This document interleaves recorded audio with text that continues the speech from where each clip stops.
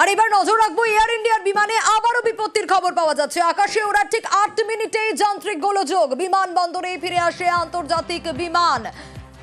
আরো একবার জানাবো আপনাদের, এয়ার ইন্ডিয়ার বিমানে আবারও বিপত্তি। এর আগে সম্প্রতি আমরা দেখেছিলাম কি ভয়ানক ঘটনা ঘটেছিল, প্রাণ চলে গেছিল ২৬০ জনের। কিন্তু আবারও কি এমন হলো, আরো বিস্তারিত জানাতে পারবে মৈত্রেয়ী রয়েছে আমার সঙ্গে। মৈত্রেয়ী, এই বিমানও তো আকাশে ওড়ার ৮ মিনিটেই যান্ত্রিক গোলযোগ দেখা দেয়, তারপর বিমানবন্দরে ফিরে আসে, ঠিক কি ঘটেছে?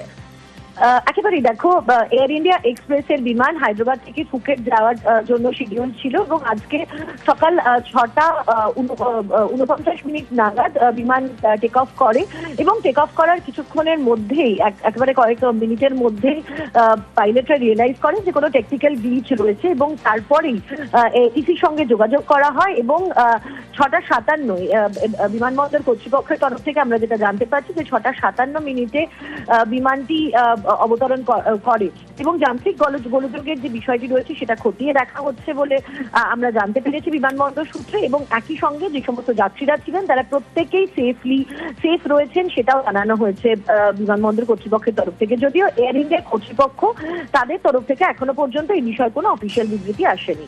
বেশ।